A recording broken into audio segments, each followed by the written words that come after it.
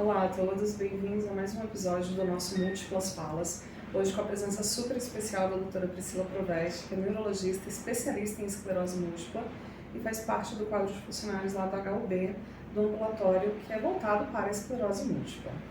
Doutora, eu queria que você falasse um pouquinho sobre o seu caminhar nesse aprendizado, nesse universo da esclerose.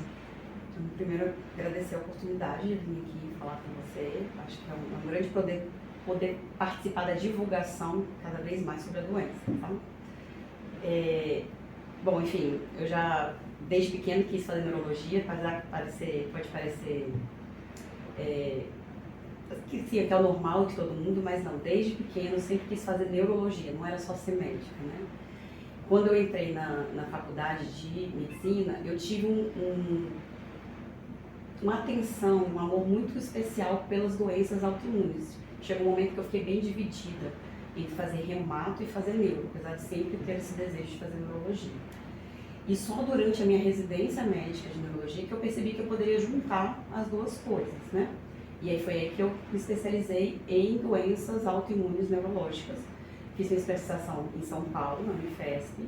Mudei para cá por causa de motivos pessoais, acompanhando o marido, que tinha sido transferido. E passei no concurso da EBSER, né, do Hospital Universitário. Foi quando a gente montou o ambulatório voltado para pacientes com doenças autoimunes neurológicas. Entre as doenças autoimunes mais frequentes, veio a esclerose múltipla, né? E a esclerose múltipla, sim, ganhou um grande destaque nos últimos anos por causa da revolução em relação ao tratamento. Então, uma doença que até no meu período da residência a gente quase não tinha opções de terapia, e a gente via, às vezes, o paciente tendo grandes consequências relacionadas à esclerose múltipla.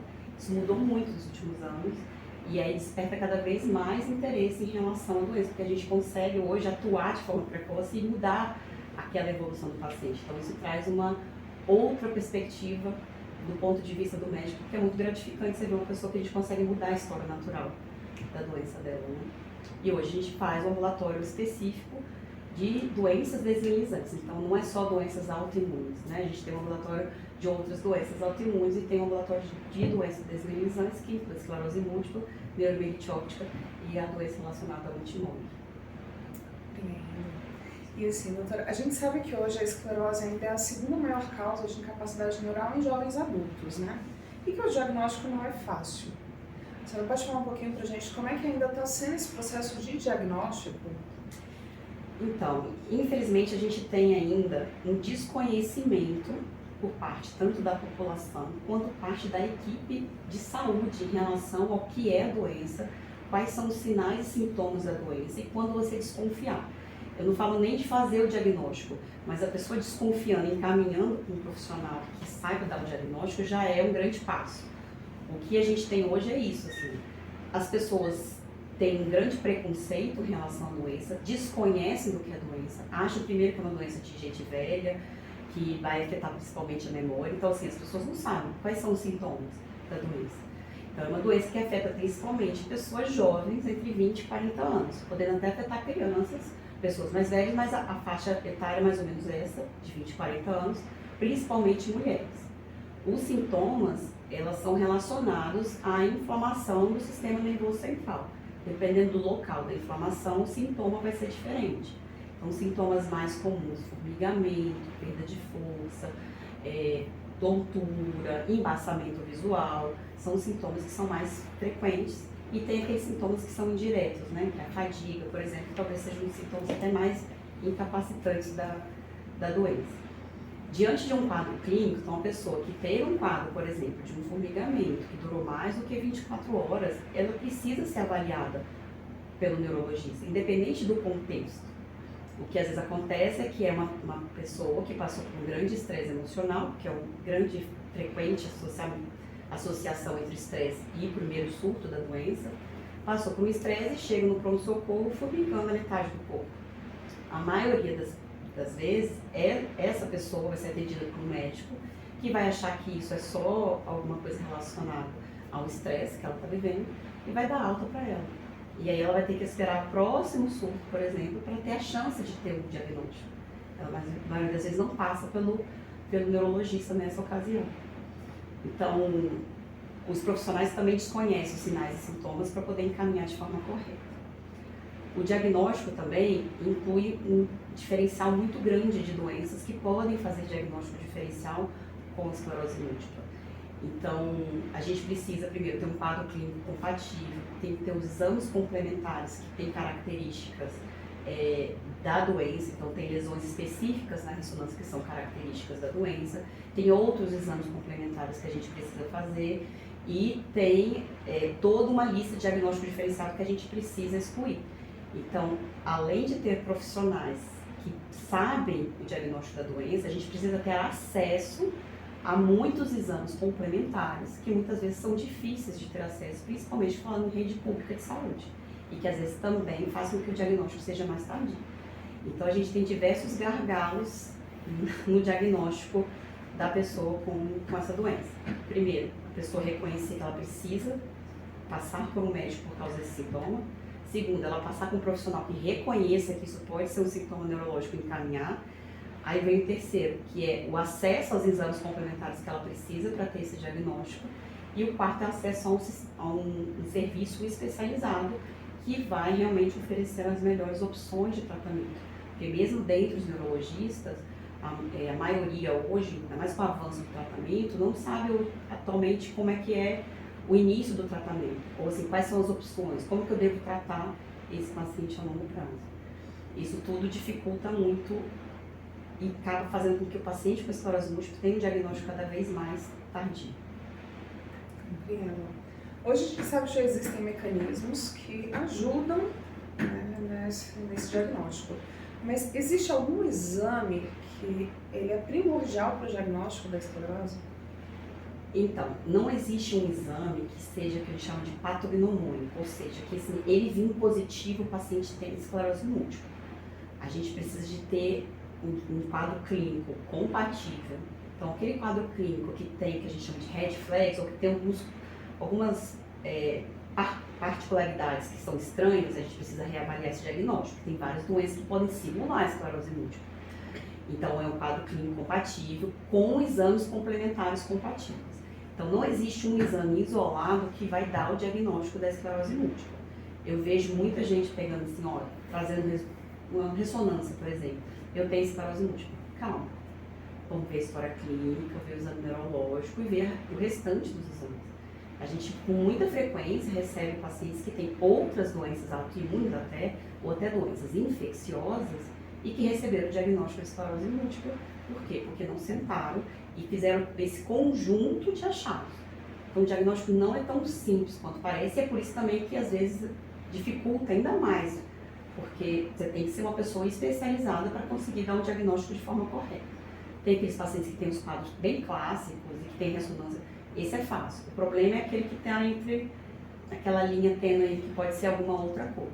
E não tem, até o momento, nenhum exame que seja assim, fiz esse exame, deu positivo, é esclerose múltipla. É um conjunto de achados e é exclusão de vários diagnósticos diferenciados, que inclui doenças autoimunes, doenças infecciosas, sífilis, HIV, hepatite, inclui deficiência de vitamina, por exemplo, que podem sim simular o diagnóstico de esclerose múltipla.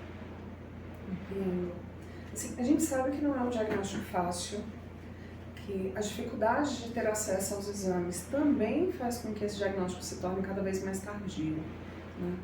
Mas a gente também já sabe que hoje, pelo menos no Brasil, a gente avançou muito nas questões medicamentosas, tem acesso a tecnologias que até pouco tempo atrás não existiam ou não eram de forma alguma acessíveis, né?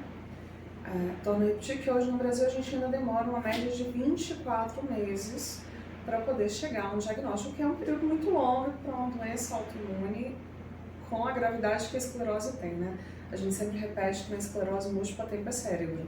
Exatamente, deveria ser um slogan igual ao AVC, né? A gente tem esse slogan com o AVC, quanto mais cedo a gente tratar, melhor a evolução do paciente com AVC.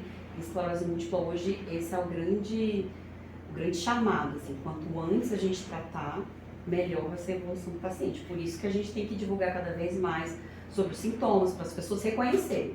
Primeiro a pessoa procurar assistência de saúde e falar assim, olha, eu estou com sintoma, estou com medo que pode ser esclerose múltipla. Pode não ser nada, tudo bem, mas só dele desconfiar e passar por uma avaliação já ajuda a gente, né? nesse processo. A gente tem trabalhado muito essa questão da conscientização, né? Eu acho que quando você tem consciência de que aquela doença pode me acometer, até porque eu estou dentro ali, né? Mulher, jovem, branca, com um passado complicado, com traumas de infância. Então você já começa a observar esses gatilhos e começa a falar, opa, peraí, eu tenho quase tudo que se enquadra ali para ser uma pessoa com esclerose. Quando você conhece, fica mais fácil, por isso a conscientização tem se tornado cada vez mais importante. Mas depois do diagnóstico existe um outro trabalho, né? Eu falo que existem as fases pós-diagnósticos. E dentro do consultório, como você consegue ver essa questão do pós-diagnóstico? Mas você fala em relação ao acompanhamento, ao tratamento? Isso. Porque assim, depois do diagnóstico, a gente vem na questão de, primeiro, iniciar um tratamento precoce e que esse tratamento seja, né, de acordo com o que a gente tem mais de atual, que é o tratamento de alta eficácia, de forma mais precoce possível para mudar a evolução. Eu falo assim, eu divido o tratamento da esclerose múltipla em algumas partes. Primeiro, é o tratamento da doença com medicamentos de alta eficácia, certo? E isso a gente esbarra em algumas dificuldades. Primeiro é o acesso a essas medicações. A gente está falando de medicamentos de alto custo e que algumas são disponibilizadas pelo SUS, outras não. Infelizmente, a gente não tem todas as opções que a gente tem no país hoje disponibilizadas no SUS. Algumas são disponibilizadas até pela ANS, né, pelos planos de saúde, mas também que é uma certa dificuldade da gente conseguir. E outras não estão nem em nenhum dos dois locais. Então, né? Então, apesar da gente ter alguns tratamentos disponíveis no país, o acesso a eles não é tão fácil e a maioria das vezes a gente às vezes precisa até de ação judicial para a gente conseguir ter o direito ao tratamento. É um ponto. Outra parte do tratamento é a gente tentar ver todos aqueles fatores de risco que podem ter contribuído para o surgimento da doença e tratar esses fatores de risco para que a pessoa possa ter uma evolução melhor. Então a gente vem de deficiência de vitamina D, obesidade, tabagismo, eu falo até questões emocionais que possam contribuir para isso. Então a gente precisa tratar um paciente também como um todo, né, para evitar que isso interfira na doença. Eu falo esse processo de cura consiste em primeiro tirar aquilo que causou a doença. É lógico que a gente não consegue tirar tudo, que existem fatores genéticos associados, mas a gente tentar ver que fator de risco eu posso tentar corrigir para que essa pessoa tenha uma doença melhor. Segundo, tratar os sintomas que possam estar associados à doença, que possam causar incapacidade ou piorar a qualidade de vida. Quando a gente trata um paciente hoje com esclerose múltipla, o que eu sempre falo fazer, a gente vai tentar fazer com que você tenha uma vida normal. E eu acredito muito nisso, de que a esclerose múltipla está caminhando para ser uma doença igual ao diabetes, né? Que a gente tem que tratar, tem que acompanhar, mas que a gente consegue fazer com que o paciente talvez tenha uma vida normal, uma evolução muito melhor do que antigamente. E aí a gente precisa ver toda a questão dos sintomas também associados à doença. O tratamento da fadiga, por exemplo. Fadiga é um sintoma muito incapacitante no paciente com esclerose múltipla. E hoje é um dos tratamentos que eu acho que tem maior dificuldade de tratamento por ele ser também multifacetado, multifatorial, né? Não é só a esclerose múltipla. Aí tem os distúrbios de humor que estão associados à doença, tem a própria fraqueza que leva a pessoa a fazer menos atividade física. Então, existem vários fatores associados à fadiga. Então, tratar todos aqueles fatores que podem, de alguma forma, impactar a qualidade de vida no paciente. E, às vezes, o acesso também a esses tratamentos, né, também não é tão simples assim. Quando a gente fala em sistema público de saúde, às vezes o acesso, por exemplo, ao profissional de reabilitação, ao fono, à nutrição, é difícil. Mesmo lá no hospital universitário, às vezes a gente precisa de uma avaliação do endócrino ou de outra especialidade. A gente encaminha, a gente fica por uns 6 meses para conseguir ter acesso a outro profissional, para conseguir fazer um acompanhamento. E no sistema privado também, assim, existem poucos locais que realmente são especializados em reabilitação neurológica. E a gente tem um problema que a maioria desses locais, quando tem um serviço bom, são serviços particulares, às vezes não atende pelo plano. Então a gente tem essa dificuldade também no acesso a tratamentos que muitas vezes o paciente vai necessitar. Lembrando que o tratamento da esclerose múltipla, ele é multiprofissional, então não é só o neurologista. vai precisar de um neurologista, provavelmente um psiquiatra, um psicólogo, um fisioterapeuta, um fono, um nutricionista. É uma equipe multiprofissional que vai acompanhar esse paciente.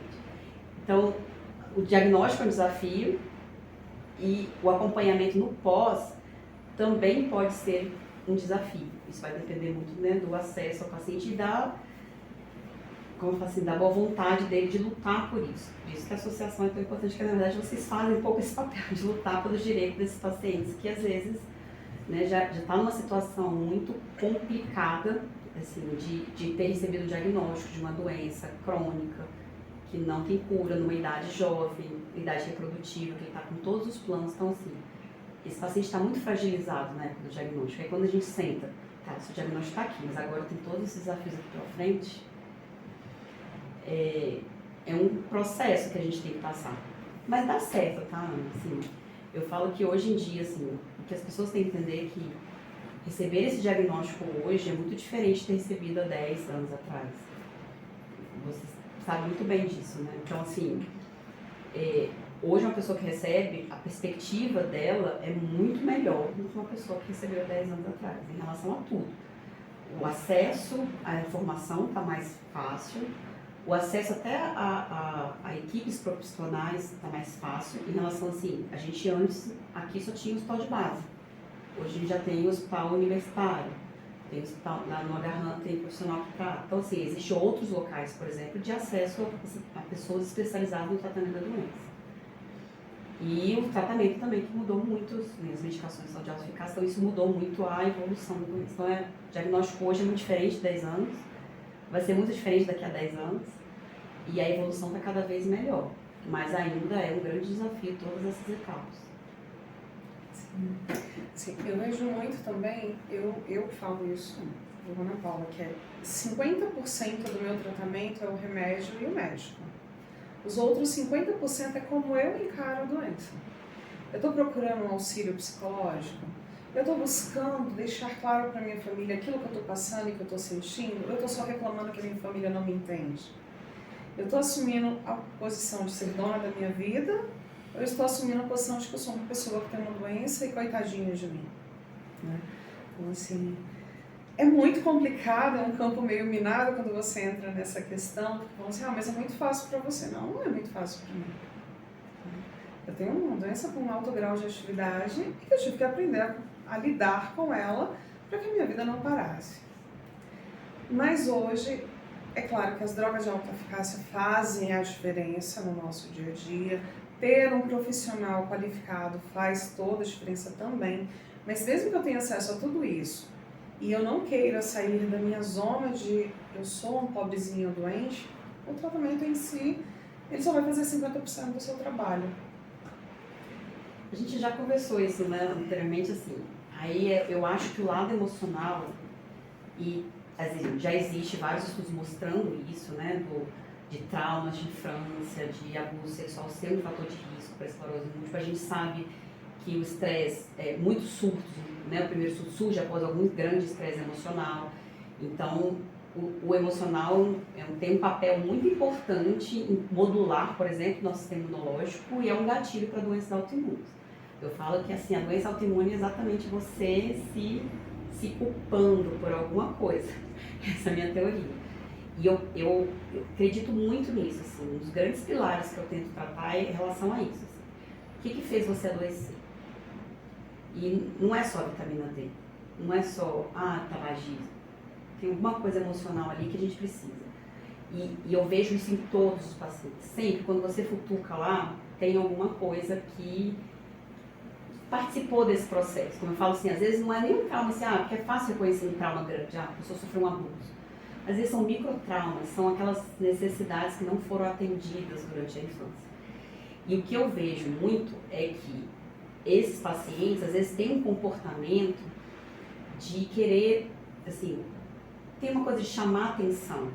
E às vezes a doença, ela cai assim com uma luva, porque você tem um culpado para tudo aquilo que deu errado na sua vida. E eu sempre falo isso, assim, eu brinco, né, que eu falo assim, olha, você tem esclerose múltipla, mas não vista a camisa, eu tenho esclerose múltipla. Não é de não ter orgulho de falar sobre a doença, mas assim, de não colocar aquilo como sendo a sua vida. Sua vida não é essa. Você tem toda uma vida, você tem suas relações, você tem seus desejos, você tem sua profissão. E você tem esclerose múltipla como tem outra doença. Ninguém sai na rua falando eu tenho diabetes. Não é assim, no sentido assim, não é para você não falar sobre isso, mas assim, você tem que não vestir essa camisa e colocar tudo que acontece como culpa da doença. A gente sabe de todos os sintomas que a doença causa. Eu não estou minimizando os sintomas, né? Por exemplo, a fadiga é um sintoma real. Mas a pessoa, eu consigo tratar até aqui. A partir daqui é a boa vontade. É um esforço individual que a pessoa vai ter que fazer. A principal tratamento da fadiga é a atividade física. Aí a pessoa fala assim, mas como é que eu vou fazer atividade física? Eu não consigo nem levantar da minha cama. Eu falo assim, vamos tentar um passo de cada vez, faz 5 minutos hoje. Amanhã a gente tenta fazer 7 minutos. Não estou pedindo para você sair e correr uma maratona, estou pedindo para a gente tentar sair do local. Porque eu não consigo, se você não conseguir ter essa boa vontade de falar assim, eu tenho que ter um esforço a mais, infelizmente a gente não vai sair do lugar. E a evolução, nesses casos, é muito diferente de uma evolução de um paciente que vai e luta e busca e não se deixa vitimizar pela doença. Entendeu?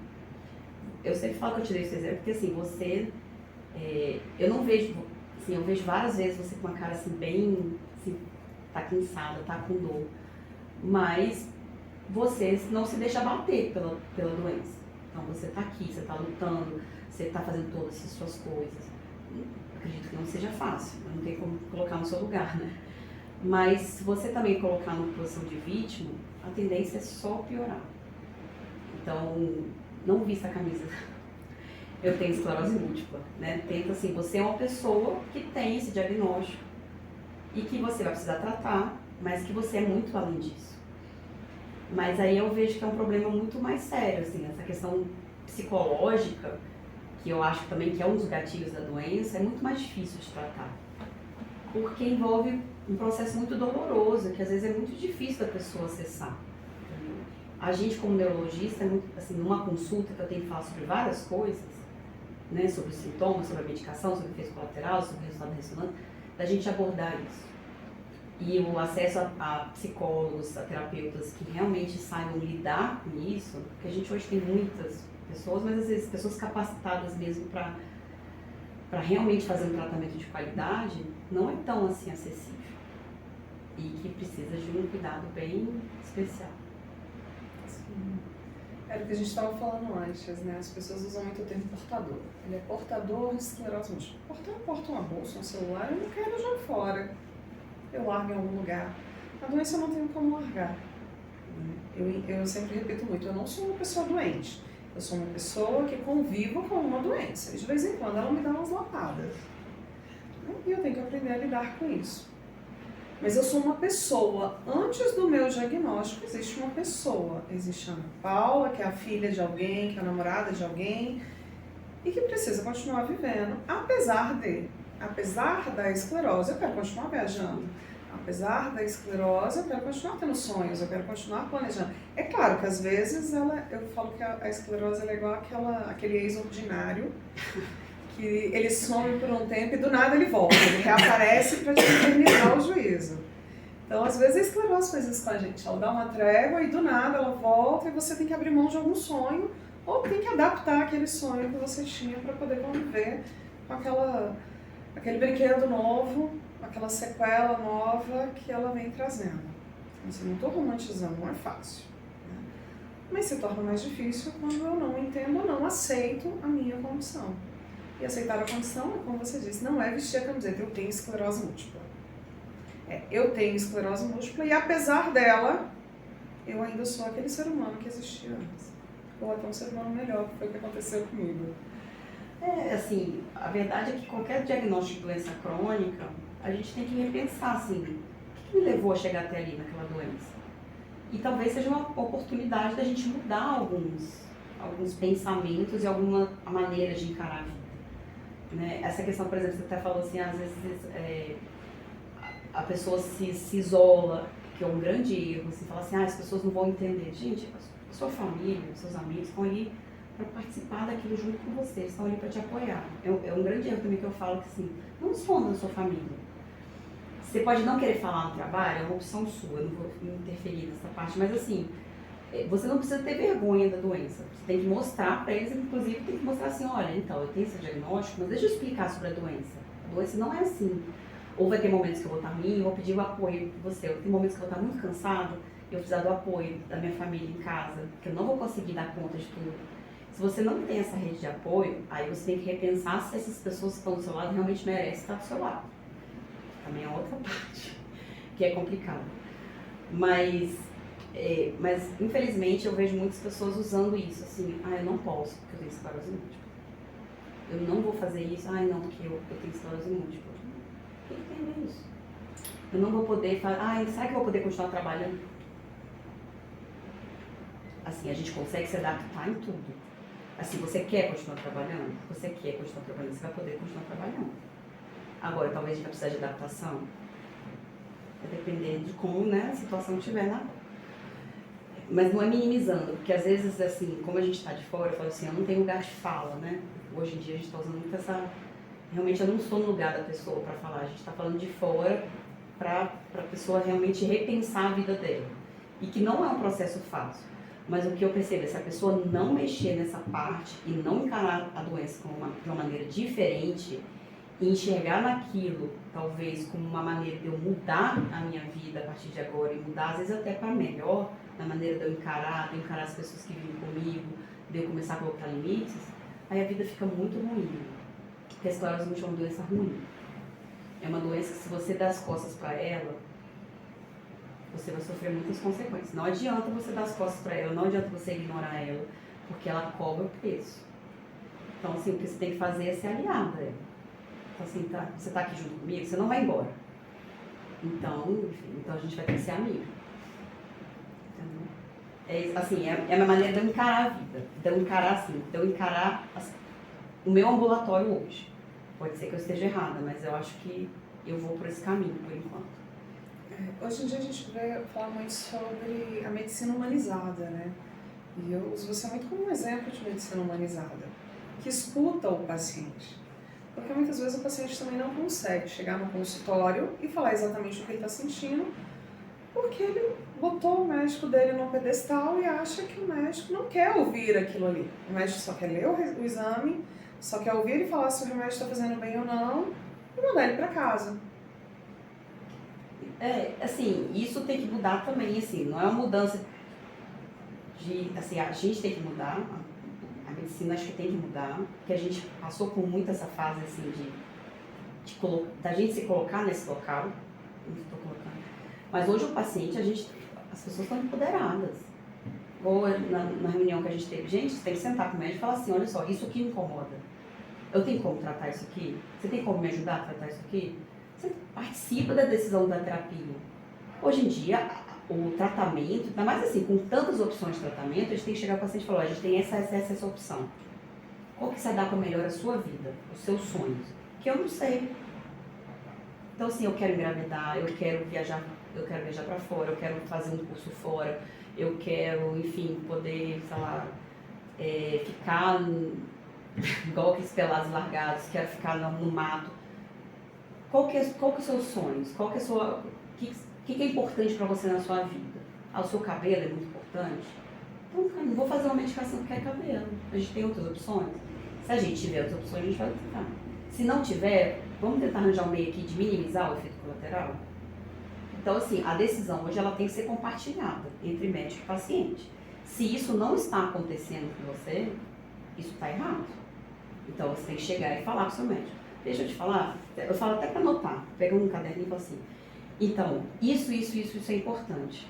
E eu não estou conseguindo ter isso aqui da melhor forma possível para me ter uma qualidade de vida. O que é importante para a sua qualidade de vida? E a gente vai ter que adequar aquilo ali, porque o mais importante é isso, é você ter qualidade de vida. Não adianta você estar com o melhor tratamento se você está tendo muito efeito colateral, você não está conseguindo, sua qualidade de vida está péssima. Era o que antes a gente tinha com o Rebif. A pessoa tomava Rebif e ficava todos os dias muito ruim, com aquela sensação de febre, dor no corpo, parará. Por isso as pessoas abandonavam o tratamento.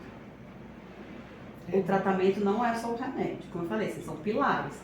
É o tratamento da doença, é o tratamento de todos os efeitos colaterais dos medicamentos e da própria doença, assim, né?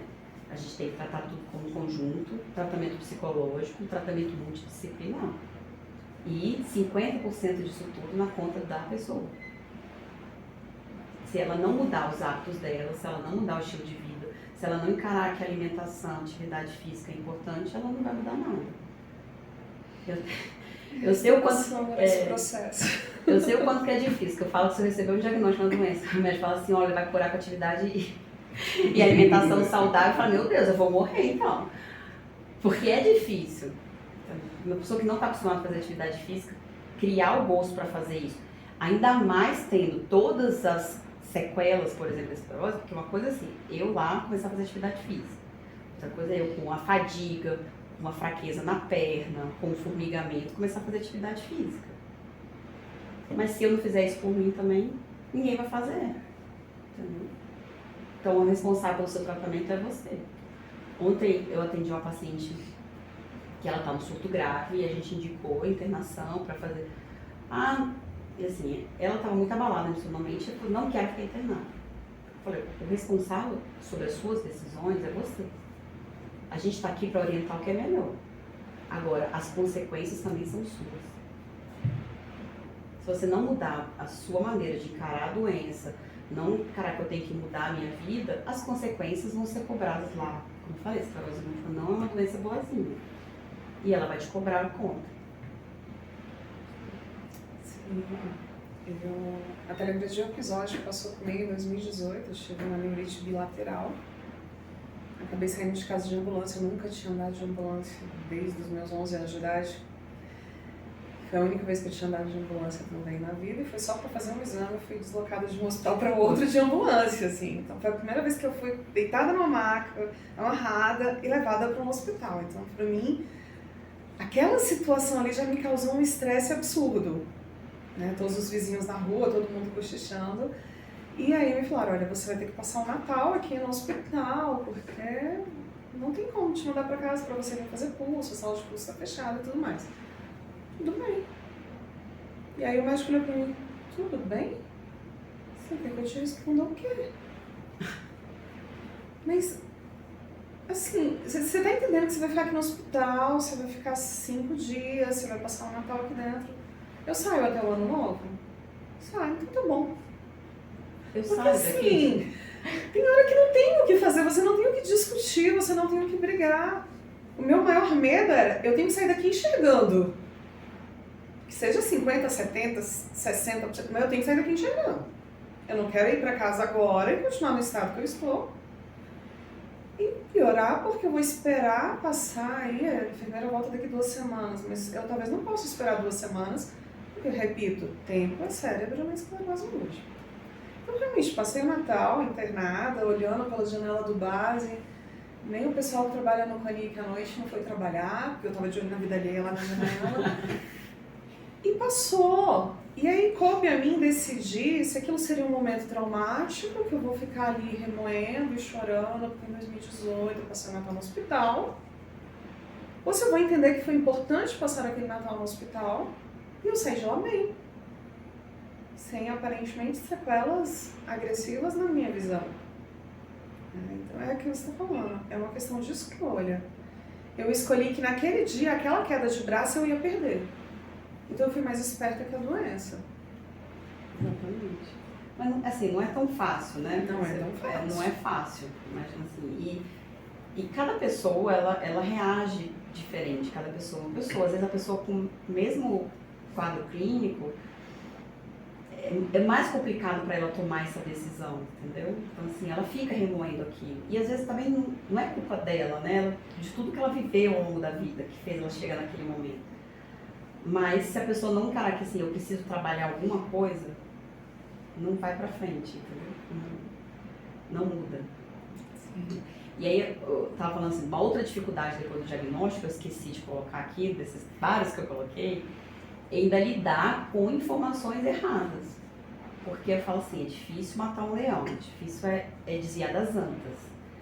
Porque cada dia sai que o tratamento com altas doses de vitamina D. Sempre tem alguém lá falando que deu certo para ele o tratamento. E aí as pessoas às vezes deixam de fazer todo aquele segmento que estavam vindo bonitinhos para abandonar, porque tem uma esperança de cura no tratamento alternativo, sem nenhuma comprovação. E falou, tempo é sério. E aí a doença cobra daqui a algum tempo. E aí, assim, pode não ser agora, pode ser daqui a 20 anos. Só que a gente está falando de uma pessoa de 20 anos, por exemplo, que com 40 anos vai começar a progredir porque não tratou direito e que a gente não vai ter como resolver depois. Aí eu falo, você quer pagar para ver? Você quer fazer o tratamento alternativo? Quer pagar para ver? Eu não pagaria, mas às vezes é uma escolha sua. É só você estar ciente da escolha. Mas às vezes a pessoa, assim, tá lá, fragilizada, porque também, assim, tem isso, a pessoa tá fragilizada. Chega e fala que você tem um diagnóstico de uma doença grave. É normal buscar todo tipo de opção disponível. Ozonioterapia, não sei o quê, até transplante de fezes, tem um monte de coisa que eles colocam hoje com opções de terapia, sem nenhuma evidência. E a gente tem que ainda perder tempo para explicar tudo. Que além de todas as coisas que a gente tem que resolver em consulta, não tem isso. Eu tenho que explicar por que aquele tratamento não é uma opção. É porque assim, a gente sabe, eu escuto muito, mas com a vitamina D eu fiquei 10 anos sem surto, eu fiquei 5 anos sem surto. Você também poderia ficar todo esse período fazendo um tratamento convencional. Porque existem várias formas de esclerose dentro da esclerose. Tem aquela doença que você nem acredita que você tem esclerose, e você sabe que é verdade. O paciente que teve um surto na vida, não tem sequela nenhuma, e tem uma vida tranquila, nem lembra da doença, faz o acompanhamento que tem que fazer, mas nem lembra da doença. Tem aquela doença altamente ativa, que a gente sabe que ela existe, que ela traz sequelas mais rápido, que ela traz aqueles montes de medos e preocupações. E tem aquela intermediária, que ela nem é muito ativa, nem é tão de boa. E aí, é claro, se eu tenho uma esclerose mais tranquila, eu faço tratamento com altas doses de vitamina D, mas o meu corpo já estava reagindo bem à patologia, óbvio que o tratamento vai fazer efeito. Tem isso e tem uma outra coisa, porque assim, o que a gente viu assim, nos estudos é que assim, a vitamina D é importante para o sistema imunológico. Só que não existe diferença entre você repor para manter a vitamina D normal do que ele repor com altas doses. Não tem diferença, sendo que altas doses existem várias outras complicações. A vitamina D, quem tem vitamina D em níveis normais, ele surta menos. Então, naturalmente, a pessoa diminui a piora relacionadas ao surto. Porque hoje a gente sabe que tem dois tipos de piora na esclerose múltipla. A relacionada ao surto e a não relacionada ao surto. E aí, a pessoa não surta. Então, ela tem uma impressão de que ela está curada, de que ela está muito bem com o tratamento de altas doses de vitamina D. Só que as altas doses de vitamina D não impedem a progressão não associada a surto. Então, ela não muda a história natural da doença. Então, se daqui a 15, 20 anos, 60% dos pacientes vão progredir, você tomando altas doses de vitamina D, você tem essa porcentagem de progredir. Se você fizer o tratamento com altas, medicamento de alta eficácia, sua chance de progredir é muito menor. Então, você muda a história natural da doença. É essa que é a diferença. Porque a gente está falando que o paciente vai ficar 5, 6, 7, 10 anos sem ter surto, vai ficar. O problema é que ela vai, assim, a chance dela progredir é a mesma coisa do que se ela não estivesse fazendo nenhum tratamento. Então, essa é a grande diferença hoje em relação ao tratamento da vitamina D. Então, as pessoas falam assim, eu estou curado. Vamos ver daqui a algum tempo. Né? Pode ser que mude, assim, o conhecimento está mudando a cada dia. Pode ser que daqui a um tempo surja a evidência de que realmente a vitamina D tem altas doses, tem benefício? Pode. O conhecimento ele vai se moldando ao longo do tempo, né? Hoje, é o que eu falo, eu não quero pagar para ver. Não quero pagar para ver numa doença que eu não tenho como reverter, que pode me gerar uma incapacidade numa idade que eu ainda estou extremamente ativa. Eu penso da mesma forma e eu sou paciente, então... assim, e a gente tem... O problema é que assim, é muita desinformação, entendeu? Por isso que eu falo que assim, antes eu tinha muito preconceito com a questão de rede social, porque eu não levo muito jeito para isso, eu não gosto muito. Mas é porque tem tanta informação ruim que a gente tem que passar informação boa, pelo menos assim, se eu conseguir mudar a opinião de 2 pessoas já é muito, entendeu? Por isso, porque assim, essas pessoas que tomam altas doses de vitamina D, elas vão para as redes sociais e falam assim, estou curando, estou ótimo, olha aqui, estou correndo uma maratona. Mas quando pioram também não vão não, entendeu? Porque a gente vê muitos casos de pacientes que têm uma esclerose múltipla totalmente ativa, que não controlou e que vão lá, tem um surto grave, que ficam com sequelas. Essas pessoas não vão para as redes sociais para falar assim, então, tomava vitamina D e piorei.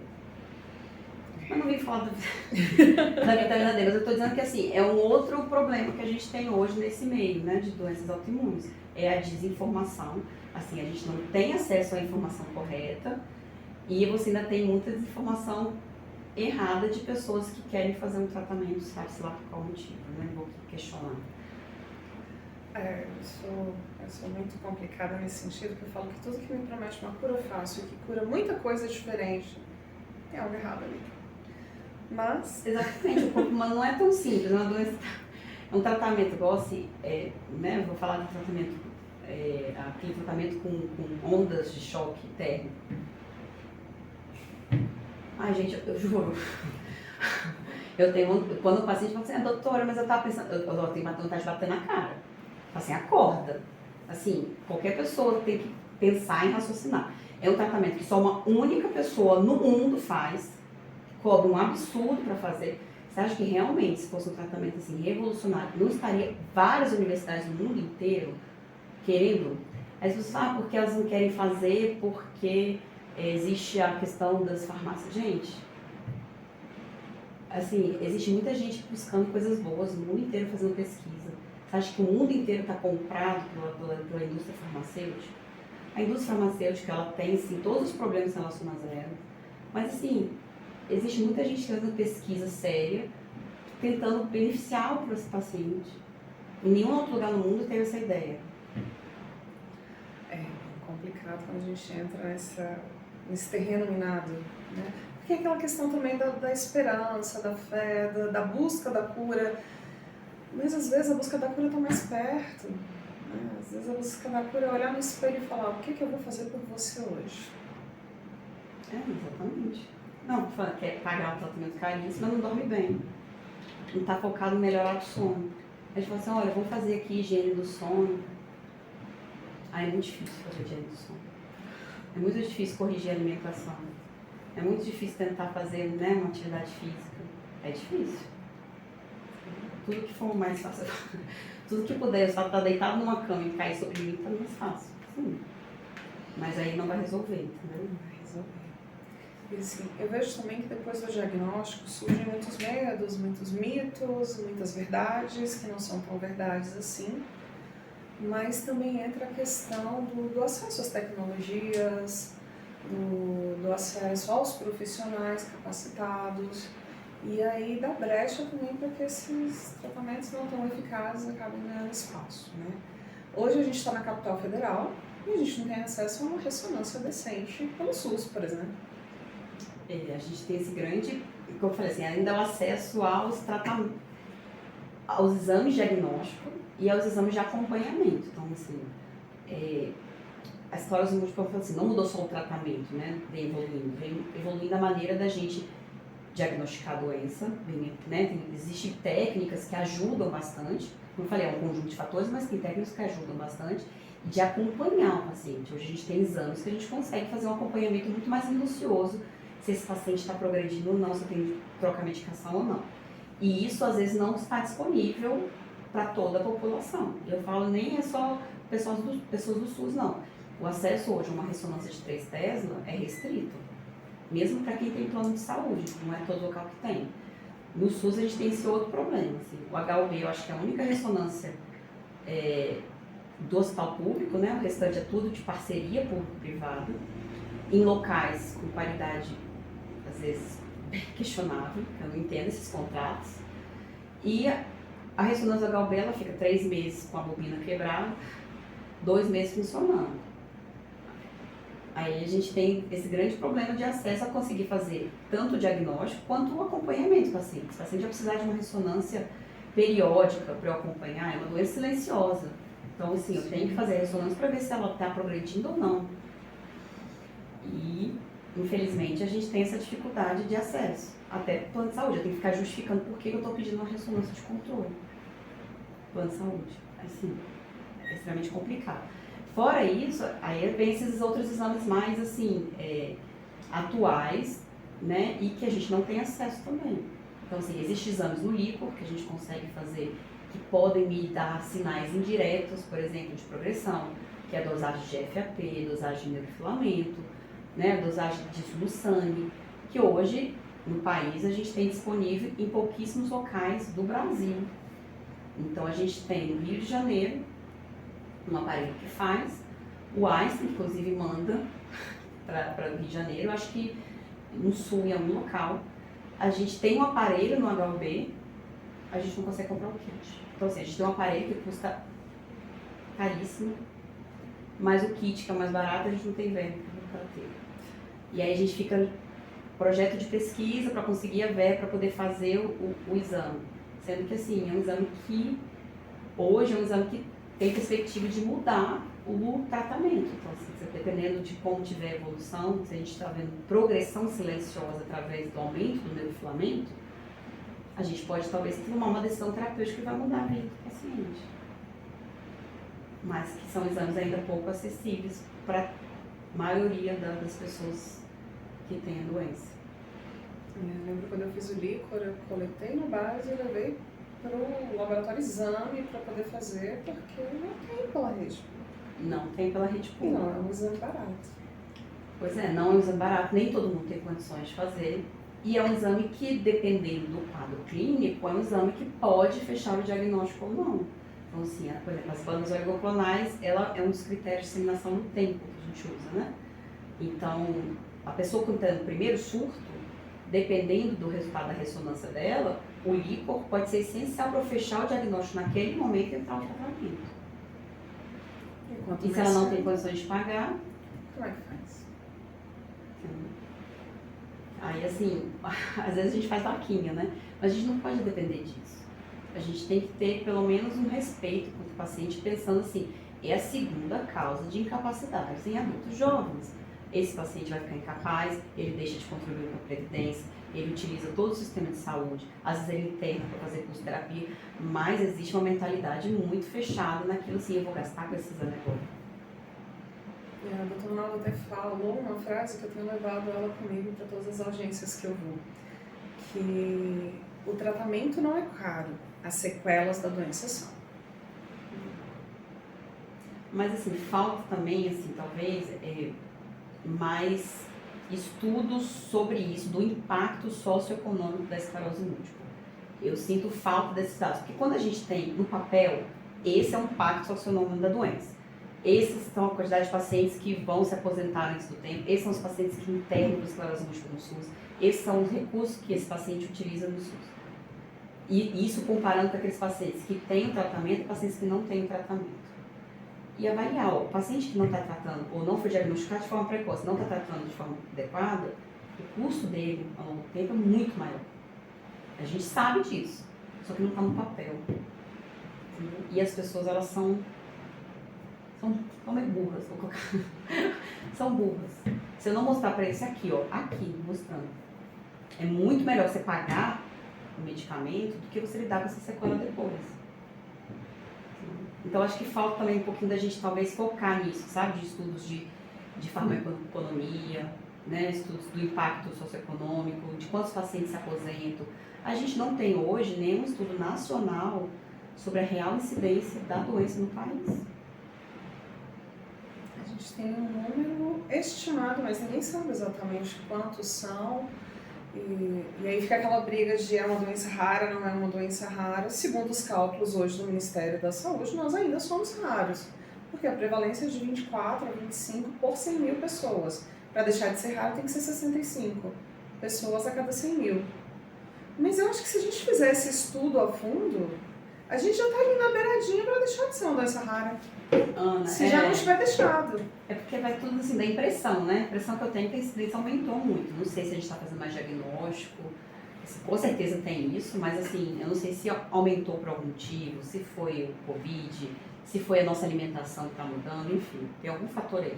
Mas assim, no último mês, eu não vou ter, no hospital particular aqui do DF, no último mês foram 5 casos de novos diagnósticos internados com o SUS. Isso não é uma doença rara. E tá assim, e tanto é que todo mundo comenta, gente, mas tá internando muito, tá internando muito, tá internando muito. O que tá acontecendo? Tá internando muito. Mas a gente não tem estudo sobre isso, entendeu? Por quê? Porque falta uma integração também dos serviços responsáveis. São poucos serviços especializados, eles também não têm, talvez falta um pouco da colaboração para todo mundo fazer um estudo junto de quanto que é realmente a incidência da doença. Muitos pacientes, como eu falei, não têm nem acesso a esses serviços especializados, acompanham, né? Mas, assim, o que a gente tem mais próximo seria o acesso à medicação, que a gente poderia pegar, por exemplo, nos pacientes, né, que tomam remédio, tanto pelo plano de saúde, pela farmácia de alto custo. Isso é um dado que a gente teria, né?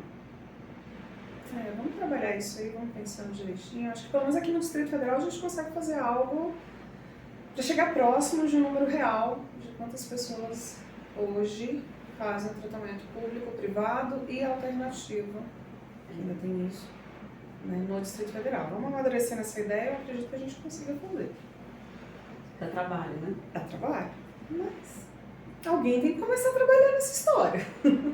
Pois é, assim, não, a gente tem que fazer isso. Em algum momento a gente tem que fazer isso, porque só quando a gente tem a real incidência da doença, a gente consegue prever, por exemplo, os recursos que eu vou precisar para tratar aquela doença. Se eu não sei nem quem são, eu coloco um recurso, a incidência é 2 vezes maior para aquele recurso, não consigo alocar esse recurso. A gente precisa saber quanto que a gente precisa para poder pedir o que a gente precisa. Exatamente. Acho que a gente está pelo menos no pontapé inicial. A gente já evoluiu muito, assim. Eu mudei pra cá em 2015. E, como eu falei, assim, eu mudei pra cá em 2015 e abri o ambulatório de esclerose múltipla. Eu tinha inicialmente 4 pacientes acompanhando no ambulatório só. Hoje a gente tem talvez mais de 150 pacientes acompanhamento no ambulatório. Isso porque de 2015 pra cá eu tive 3 gestações de alto risco. Teve que fechar o ambulatório, abrir de novo, fechar o ambulatório, mas assim, né, agora tá certo. E a gente tem que ter outros colaboradores. Então, assim, a gente está criando novos centros, eu acho que a medida vai aumentando, novos centros de referência. A gente está buscando, por exemplo, junto à secretaria, ser um centro de referência também, porque é outra dúvida, né? Não basta só ser um centro de atendimentos, mas ser um local que as pessoas possam referenciar pra gente, porque hoje o acesso que a gente tem é um acesso meio vamos lá que te ajuda, né? Não tem um acesso oficial, né, via Secretaria de Saúde para o nosso serviço. Quando a gente criar um serviço especializado, juntar outros parceiros, né, a equipe da Físio, da Fono, criar uma equipe, né, a Lívia se dispôs, né, por exemplo, urologia, para a gente criar um serviço realmente com pessoas que tenham especialidade na doença, buscar a questão de novos exames. Então a gente está brigando no hospital para ter, por exemplo, uma ressonância de 3 Tesla, que hoje a gente tem protocolo específico de 3 Tesla que a gente não consegue fazer em 1.5, que pode trazer grandes informações da doença. E aí a gente conseguindo fazer esses estudos de incidência, a gente vai conseguir melhorar. A gente melhorou muito em pouco tempo e eu acho que a gente tem tendência a ir melhorando cada vez mais. Mas a gente precisa de ter acesso às medicações, porque não é tão fácil, né? As medicações realmente são extremamente caras, então a gente precisa talvez aí de uma força também da indústria farmacêutica para poder querer incorporar essas medicações no SUS. É um esforço muito coletivo. E o paciente na ponta, entendeu? Que é assim, o paciente tem o papel de gritar para ser ouvido, entendeu? Porque se a pessoa que está lá precisando não for lá e colocar a boca no trombone, infelizmente as coisas funcionam no nosso país desse jeito, vocês como associação têm esse papel. Mas se as pessoas também não participarem da associação, a associação não tem força. Então se você tem esse diagnóstico, por favor, se associe à associação, porque aí a gente realmente sabe, assim, a associação tem um poder. Se ele tem 200 inscritos, se ele tem 20 inscritos, esse poder é diferente, né? É isso que a gente tem tentado mostrar para o paciente, que ele tem voz e ele precisa usar. Então, se ele não tem coragem ou não se vê lá em cima, no Congresso Nacional, igual eu estive há pouco tempo, falando, que ele me permita ser a voz dele, mas ele tem que estar comigo por trás. Eu não posso estar lá sozinha. Isso é bom. Só a Ana Paula gritando, ninguém vai escutar. Mas se eu junto 200 vozes gritando, alguém vai ouvir esse grito. Exatamente. E às vezes vem a pessoa fala assim, ah, não, mas eu não preciso da associação, porque eu tenho... Gente, assim, é uma causa coletiva. Igual você, às vezes, teve diagnóstico, outras pessoas podem ter e precisam dessa força coletiva. Se a gente não tiver essa consciência, então mesmo que você fale assim, eu não preciso da associação, apesar que eu acho que não é bem assim, participe, contribua, porque assim, é isso, se a gente aumentar o poder da associação, a gente tem uma voz, né, gritando lá, e que também ajuda. A gente quer oferecer o serviço, a associação está gritando com o serviço, a gente consegue conciliar as duas coisas e consegue fazer com que as autoridades tenham consigam ajudar. Verba tem, a gente precisa saber realocar isso. E é uma causa importante. Segunda causa de incapacidade em paciente jovem. Segunda causa de incapacidade em paciente jovem. Isso é muito alto. E com a prevalência aumentando cada vez mais, está na hora de começar a olhar com mais cuidado para tudo isso, né? Isso é um grande impacto que isso vai ter economicamente alto. Exatamente. Aí sim nós vamos ser caros. Exatamente. E não vai ser só em relação ao tratamento, né? Em relação a outras coisas. O fator econômico, social, ele vai impactar grandemente. E aí... E outra coisa que eu queria falar, assim, da relação, assim, que a gente precisa também buscar é acesso, e aí engloba não só o paciente com esclerose múltipla, é o paciente que tem alguma incapacidade, é o acesso ao paciente com a deficiência, acesso a dispositivos que possam auxiliar ele. E isso eu falo, então, assim, no público e no privado. Esse acesso a dispositivo, a profissionais capacitados para saber prescrever o dispositivo correto para você, isso também falta muito, falta muito. As pessoas não sabem, o médico não sabe, não adianta vir aqui comigo, porque eu não vou saber qual é a cadeira de roda ideal para você, porque existe um profissional capacitado para fazer isso. Né? E a gente precisa de ter acesso a esses profissionais e ter acesso ao dispositivo.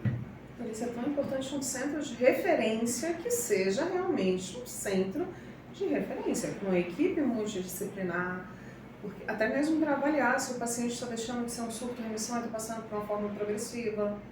A gente sabe que o neurologista ele tem feito esse desdobrado para estar fazendo esse acompanhamento e está vendo, putz, aquele paciente ali está me dando disso, acho que ele está passando por uma forma progressiva. Mas se ele tem uma avaliação do fisioterapeuta que vai dizer, olha, há 6 meses atrás a marcha dele estava assim, agora está pior na perna direita ou na esquerda, ou o equilíbrio dele está piorado, no último teste ele estava assim, agora está diferente. Uma avaliação neuropsicológica, olha, cognitivamente ele estava assim há 6 meses atrás e agora ele está assim. Isso é indício de que ele está passando por uma forma progressiva, porque ele está tendo uma piora cognitiva. E se a gente não tem esse profissional, porque é difícil você conseguir ter acesso a um neuropsicólogo, a um fisioterapeuta que entenda da patologia. Hoje, graças a Deus, a gente tem vários fisioterapeutas que estão chegando, que estão se formando, estão se especializando nesta área. Mas tem muitos lugares que ainda não tem esses profissionais. E torno a repetir, a gente vai continuar brigando por um centro de referência que seja um centro de referência e não tenha só o nome. Assim, centro de referência então mesmo, a gente acho que não tem.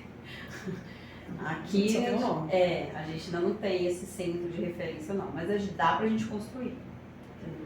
Dá pra gente construir.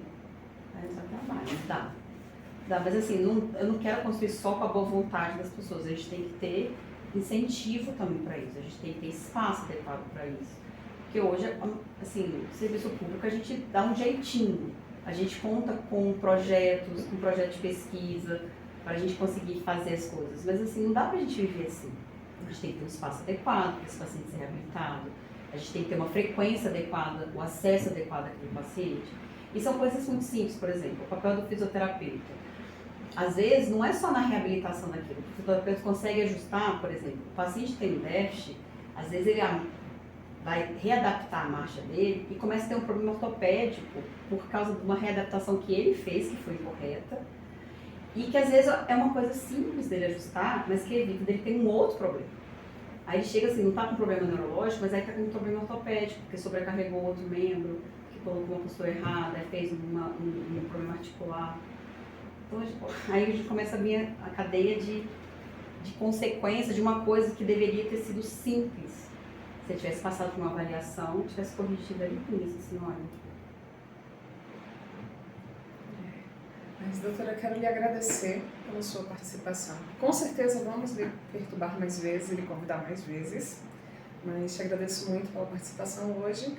E quem tiver qualquer dúvida que queira perguntar, procurem as páginas da APMigos, procurem as páginas da doutora Priscila Provetti.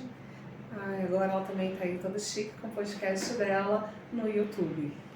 Pois é. Ana, assim, eu queria disponibilizar também, assim, o Hospital Universitário, a gente está com as portas abertas, como eu falei, a gente está naquele Juda-Ajuda, a gente não é um canal oficial de referência, mas a gente tem as portas abertas para o acompanhamento, para dar, até tirar dúvidas, às vezes a pessoa só quer ir lá tirar uma dúvida, a gente está disponível, toda terça-feira de manhã tem um ambulatório lá de esclerose múltipla, eu, Dr. Nicolas, Dr. Felipe Onglen, estamos lá toda terça pela manhã, então sintam-se à vontade, a gente está aberto, a gente quer realmente criar um centro de referência e a gente conta com a ajuda da associação e a ajuda de outros coleguinhas para que isso seja possível. Perfeito. Essa luta é nossa. Muito obrigada.